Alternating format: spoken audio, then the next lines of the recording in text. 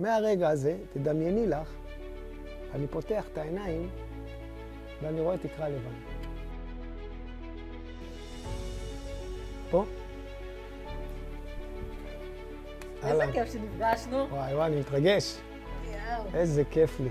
ספר לי רגע בכמה משפטים על המסע, איך בכלל הכל התחיל. יהודה לוי, אני בן 52. אני נשוי, אבא של ירין, אילי ויאלי. והסיפור שלי הוא כזה שעד גיל 44 לא הייתי עושה ספורט. בתקופה של שנתיים בערך שהייתי רק רץ, פתאום ראיתי שיש תחרות כזאת טריאטלון. אמרתי, מה זה? נראה מגניב. הולכים, רוכבים ורצים. לשחות אני לא יודע, אין לי אופניים, אבל אני יודע לרוץ.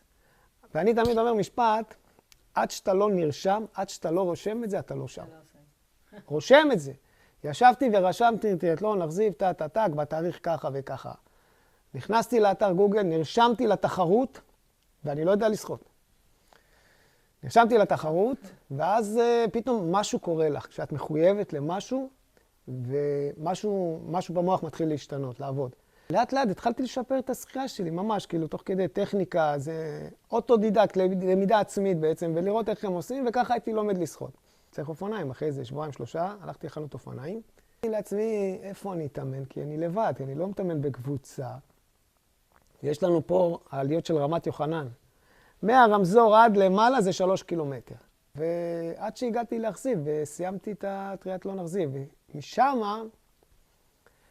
זה המשיך, הצטרפתי לקבוצת המדבשים. הגעתי למרתון ירושלים 42 קילומטר. עשיתי אימון ריצה ליד הבית. עכשיו, מה זה אימון ריצה? אימון עליות, עולה 300 מטר מהר, יורד לאט, עולה מהר, יורד לאט. באחת הפעמים שאני יורד לאט, אני רואה את אחותי דבורית, והבת שלי ירין, ראו אותם איזה 100-200 מטר לפניי. אני אומר, טוב, אני אגיע אליהם ואני אעשה איתם את העלייה. ומאותו רגע אני לא זוכר כלום. מהרגע הזה, תדמייני לך, ואני פותח את העיניים ואני רואה תקרה לבנה. אני אומר, מה אני עושה פה? איך הגעתי לפה? אני זוכר, אני רצתי, אחותי הייתה לפניי, והבת שלי, כאילו, אני רץ, אני בגדי ריצה, כאילו, ואני רואה מכשירים, שומע צפצופים, רואה אנשים שאני לא מכיר, ואני אומר, זה לא הבית שלי, לא המיטה שלי, איפה אני נמצא? פתאום מתקרב אליי איזה איש כזה מוזר, עם חלוק לבן, הרופא. אומר לי, אתה יודע איפה אתה נמצא? הייתי לו כזה במלמול, כאילו, לא. הוא אומר לי, אתמול שרצת, עברת תאונת דרכים. רכב דרס אותך, ואתה נמצא עכשיו במחלקת טיפול נמרץ בבית חולים רמב"ם. ואתה עם ראש פתוח, עם צלעות שבורות, עצם הבריח, אנחנו מטפלים בך ויהיה בסדר. אני אומר לך, יולה, אני מסתכל עליו, אני אומר, אין מצב, לא יכול להיות, אני חולם, לא, חולם, לא, זה לא. עזוב, זה חולם, יהודה, אתה חולם. עוצם את העיניים ככה, כמו ילד כזה, עוצם את העיניים, פותח, מציץ, ואז אני מגלה באמת המציאות החדשה שאני בטיפול נמרץ, בבית חולים רמב"ם. מחשבה עלתה לי בראש, כאילו, נגמר, זהו. הלך הריצות, אין לרוץ, אין לשחות, אין לעלות עם הילדה למגלשות, לטייל איתה, בלונה פארק, אין, זהו, תשכח מזה. כמעט שנה לקח לי לשקם את עצמי. חודש אחרי התאונה, אני שוכב במיטה עם עצמי כזה, ואני אומר, טוב, יהודה, הבנו, אתה שבור, עברת תאונה, בסדר, לאן אתה מתקדם מפה? פה, אתה איש של מטרות, בוא תציב לך מטרה. עכשיו, כל הקטע, הכל רץ לי בראש, כי אני שוכב ככה במיטה, וכל הסיפורים האלה רצים לי בראש. ואני אומר לעצמי, תגיד מה, אתה נפוק? מתחזק. ובכל התקופה הזאת,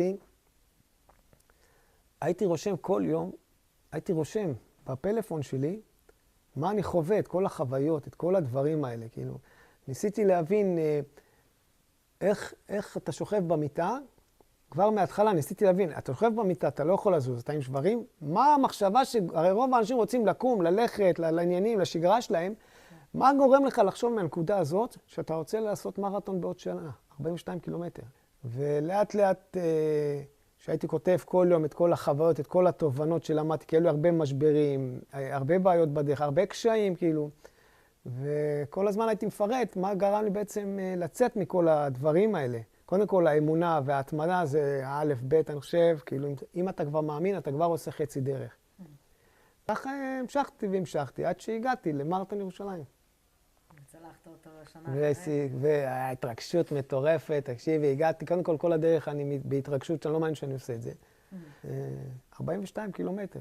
אחרי שנה של שיקום, אפילו הקריין, הכרוז בתחרות, יהודה לוי, שעבר שנה של שיקום, חוזר אלינו, והנה הוא מסיים, וכולם מוחאים לי כפיים. הספר נקרא נחישות מברזל. כל בן אדם שנולד מרגע לידתו, טמון בו תקוות, שאיפות, כוח רצון, מוטיבציה, כל הדברים האלה אתה נולדת. אם יש לך למה חזק, למה אתה עושה את מה שאתה עושה, איך תעשה כבר לא משנה. מי שיש לו למה חזק, יכול להגיע לאן שהוא רוצה. 200 עמודים, 40 פרקים. ספר עם מלא תובנות, כלים, השראה, נחישות, איך למצוא את הלמה, איך לצאת ממשברים, כוח הדמיון, מחשבות, ועוד הרבה. הספר הזה מיועד לכל מי שיש לו קשיים בדרך, שרוצה לפתור בעיות עם עצמו, גם בנפשי, גם בפיזי. כל מי שרוצה להאמין בעצמו, כל מי שאיבד איזושהי תקווה, מי שרוצה להתפתח, להשתפר, כי לא משנה איך שתקראי את הספר הזה, את בסוף יוצאת לפעולה. הוא לא ספר שמרדים אותו, כי הספר הוא מלא אתגרים, מלא דברים. ובאותו רגע הבנתי שזה מה שצריך לקרות. הספר הזה צריך לצאת ולהגיע לכל, ולא משנה באיזה גיל או איזה מצב אתה נמצא, אתה יכול להתחיל מההתחלה. אני בשלב ה-Head Start, נשארו עוד 6 ימים לסיום הפרויקט. ממליץ לכל אחד להיכנס ולהזמין את הספר. הוא עכשיו בעיצוב גרפי בסיום, אני מאמין תוך זמן, חודש, חודשיים, אני מאמין כבר יוצא הספר להדפסה. אני מאחל לכל אחד ואחד שרואה את הסרטון הזה שיקום כל בוקר עם חיוך ויאמין בעצמו ויזכור אם קשה, מגבירים.